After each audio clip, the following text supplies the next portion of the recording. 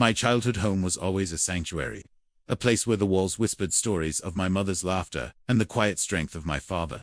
After Mum passed away, the house felt emptier, but it remained our anchor. I stood in the hallway, looking at her old photographs, feeling the weight of legacy. Years ago, I made a quiet decision.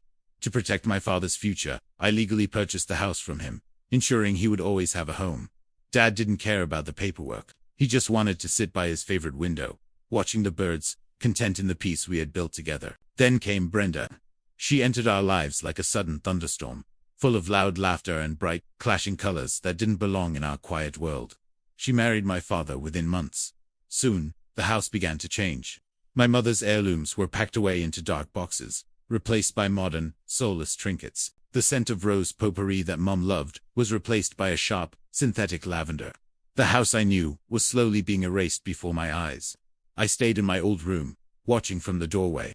I felt like a stranger in the very house I legally owned, an observer to Brenda's takeover. Brenda's tone with me was always dripping with a saccharine sweetness that never quite reached her eyes. She treated me like an unwelcome long-term guest. One evening, she sat me down at the kitchen table. She had a look of calculated importance, as if she were about to do me a favor. She slid a folder across the table. It was a formal lease agreement. She claimed that since I was an adult, I needed to pay rent. The terms were ridiculous. High monthly payments, restricted access to the kitchen, and a strict no-guests policy. She smiled, waiting for my reaction. I didn't argue. I didn't even raise my voice.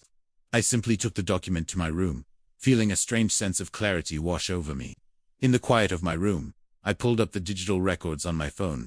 I looked at the lease she had drafted, and then at my deed. A slow smile spread across my face. Brenda had assumed my father still owned the house. She had no idea whose roof she was living under. The next night, Brenda cornered me in the kitchen again. She held an empty envelope, her hand outstretched for the first month's payment. I didn't reach for my wallet. Instead, I held up my phone. I told her I'd reviewed the lease, but noticed a major legal error. I zoomed in on the property title. I showed her the name listed under legal owner. It wasn't my father. It was me. The silence that followed was absolute. Brenda's face went from smug confidence to a pale, blank mask of utter shock and realization. My father wandered into the kitchen, sensing the tension. He looked between us, confused by the sudden shift in the atmosphere of his home. Brenda tried to stammer out an excuse, but the power dynamic had shifted permanently.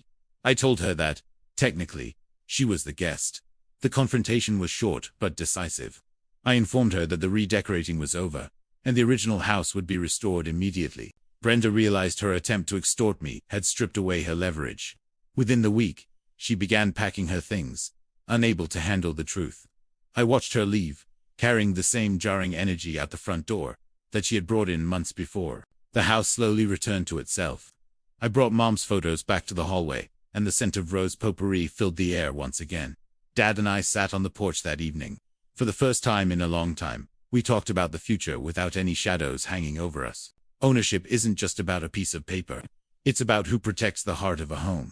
And this home was finally safe.